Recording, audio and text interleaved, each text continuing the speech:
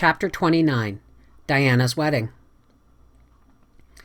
"After all, the only real roses are the pink ones," said Anne as she tied white ribbon around Diana's bouquet in the westward-looking gable at Orchard Slope. "They are the flowers of love and faith." Diana was standing nervously in the middle of the room, arrayed in her bridal white, her black curls frosted over with the film of her wedding veil. Anne had draped that veil in accordance with the sentimental compact of years before. "It's all pretty much as I used to imagine it long ago, when I wept over your inevitable marriage and our consequent parting," she laughed. "You are the bride of my dreams, Diana, with the lovely misty veil, and I am your bridesmaid. But alas, I haven't the puff sleeves, though these short lace ones are even prettier. Neither is my heart wholly breaking, nor do I exactly hate Fred." "We're not really parting, Anne," protested Diana. "I'm not going far away. We'll love each other just as much as ever. We've always kept that oath of friendship we swore long ago, haven't we?" "Yes, we've kept it faithfully. We've had a beautiful friendship, Diana. We've never marred it before by one quarrel or coolness or unkind word, and I hope it will always be so. But things can't be quite as the same after this. You'll have other interests. I'll just be on the outside. But such is life, as Mrs. Rachel says. Mrs. Rachel has given you one of her beloved knitted quilts of the tobacco stripe pattern, and she says when I am married she'll give me one too. The mean thing about your getting married is that I won't be able to be your bridesmaid," lamented Diana. "I'm going to be Phil's bridesmaid next June when she marries Mr. Blake, and then I must stop, for you know the proverb, 3 times a bridesmaid," said Anne, peeping through the window over the pink and snow of the blossoming orchard beneath. "Here comes the minister, Diana." "Oh, Anne," gasped Diana, suddenly turning very pale and beginning to tremble. "Oh, Anne, I'm so nervous. I can't go through with it. And I know I'm going to faint." "If you do, I'll drag you down to the rainwater hogshead and drop you in," said Anne unsympathetically. "Cheer up, dearest. Getting married can't be so very terrible when so many people survived the ceremony. See how cool and composed I am? Take courage." "Wait until your turn comes, Miss Anne." "Oh, Anne, I hear Father coming up the stairs. Give me my bouquet. Is my veil right? Am I very pale?" "You look just lovely, Di, darling.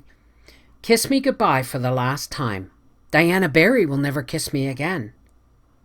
"Diana Wright will, though. There's Mother calling. Come." Following the simple old-fashioned way in vogue then, Anne went down to the parlor on Gilbert's arm. They met at the top of the stairs for the first time since they had left Kingsport, for Gilbert had arrived only that day. Gilbert shook hands courteously. He was looking very well, although, as Anne instantly noted, rather thin. He was not pale.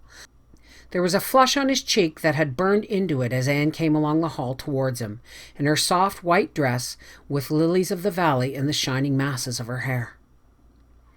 As they entered the crowded parlor together, a little murmur of admiration ran around the room.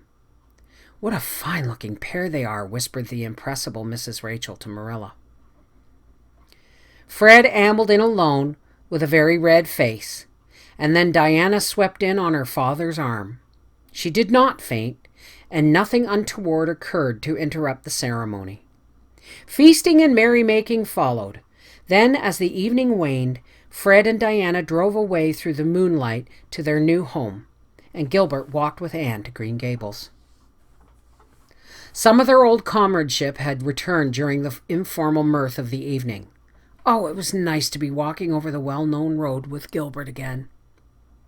The night was so very still that one should have been able to hear the whisper of roses in blossom, the laughter of daisies, the piping of grasses.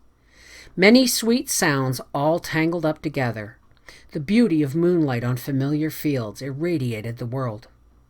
"Can't we take a ramble up Lover's Lane before you go in?" asked Gilbert as they crossed the bridge over the Lake of Shining Waters, in which the moon lay like a great drowned blossom of gold.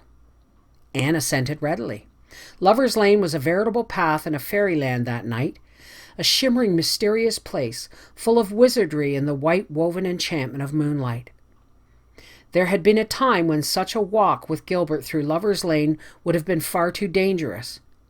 But Roy and Christine had made it very safe now. Anne found herself thinking a good deal about Christine as she chatted lightly to Gilbert. She had met her several times before leaving Kingsport, and had been charmingly sweet to her. Christine had also been charmingly sweet.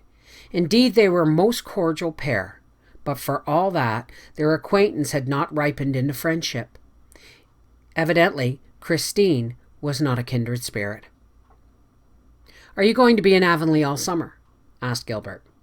"No, I'm going down to East Valley Road next week. Esther Haythorne wants me to teach for her through July and August. They have a summer term in that school, and Esther isn't feeling well, so I'm going to substitute for her. In one way, I don't mind. Do you know, I'm beginning to feel a little bit like a stranger in Avonlea now? It makes me sorry, but it's true. It's quite appalling to see the number of children who have shot up into big boys and girls, really young men and women, these past 2 years. Half of my pupils are grown up. It makes me feel so awfully old to see them in the places you and I and our mates used to fill." Anne laughed and sighed. She felt very old and mature and wise, which showed how young she was. She told herself that she longed greatly to go back and see those dear merry days when life was seen through a rosy mist of hope and illusion, and possessed an indefinable something that had passed away forever.